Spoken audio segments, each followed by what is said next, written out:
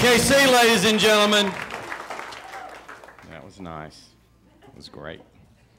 Ladies and gentlemen, this fella's just back from rehab, and this first time he's been in men's clothes in quite some time. Welcome, David Say, ladies and gentlemen. David Say. Yeah!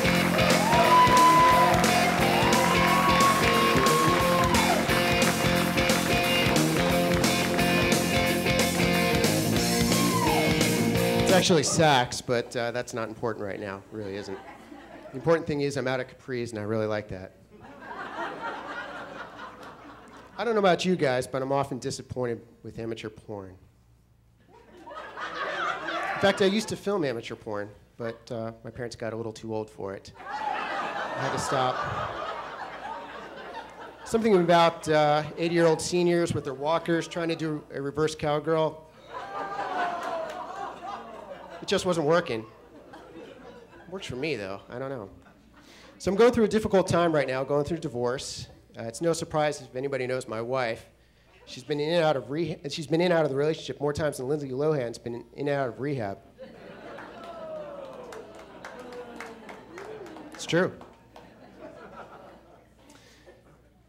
But she's a beautiful girl. She really is. She has $1 million smile. If you have $1 million, she smiles at you. Now, I'm not saying she's a gold digger. She's not.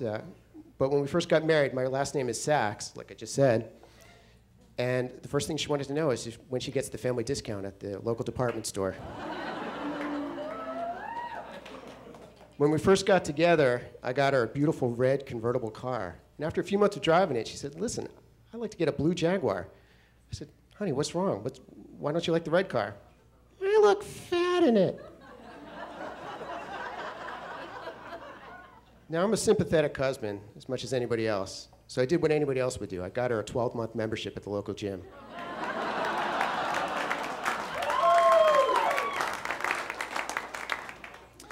So it's been a short marriage. But we're going through a bitter custody battle. We didn't have any kids, but we had a dog. But the good news is, after my family counseling sessions are over, I think I'm going to be able to see her every other Saturday and some Wednesday nights as well. Do you ever notice people treat their dogs better than they do human beings? It's kind of weird. My wife used to drop our dog off at a place called the Beverly Hills Dog Spa. This place is posh. I'd love to stay at a place like that. I can't afford it, but I'd love to stay there. One time I'm dropping my dog off there, and the receptionist behind the desk says, "Would Honey," that's the name of my dog, "would Honey care for any designer-flavored waters while she's enjoying her stay with us?" And I'm looking at the receptionist kind of incredulously. My dog drinks water out of a toilet. "You got any shit-flavored water?"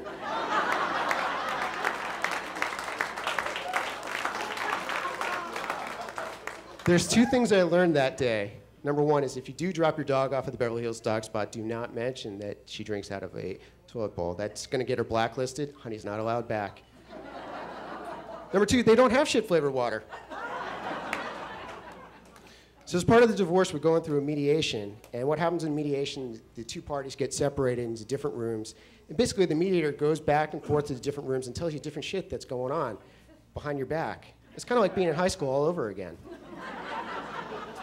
So this one time, the mediator comes in, and he says, "Your wife, she feels like she's been abused the whole time she's been married. The whole time he made her clean and cook every night, and the only time he had sex with her is if she dressed up in Star Wars characters." What? That's crazy. She never cleaned or cooked the whole time we were married. This girl's got to get her head on straight. And I mean that literally. Every time we had sex, she was too short for the Chewbacca outfit, and her head just popped right off.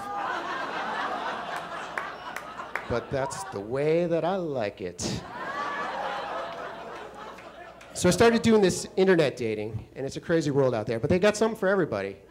If you're Jewish, they have J-Date. If you're Christian, there's a Christian singles site. If you fancy yourself as somewhat of an amateur terrorist, they have a jihad matchmaker site out there. Actually, I was just kidding about that. The guy in the turban back there, he's writing that stuff. It's a joke, dude, just a joke. So stick with J-date, that's what I do. The girls aren't much to look at, but they put out. Which is nice. So one thing about these internet dating sites they don't tell you about is it's really the same people on all the different sites, even though you sign up for those.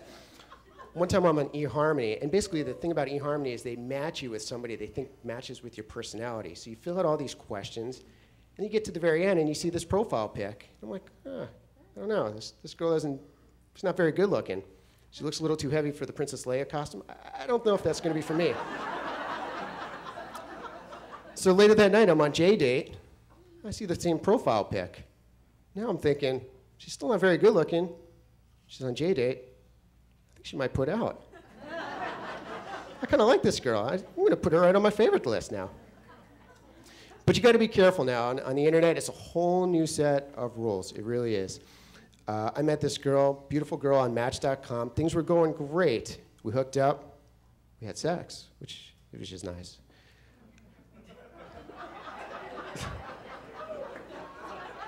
And then she drops the bombshell to me. She said, listen, I want to take this to the next level. Baby, we've only been dating 3 weeks. What's the next level? I want to be Facebook friends. I don't know about that. We haven't even tweeted yet. So we're going to compromise. We're going to start with MySpace, take little baby steps forward. Thanks, guys.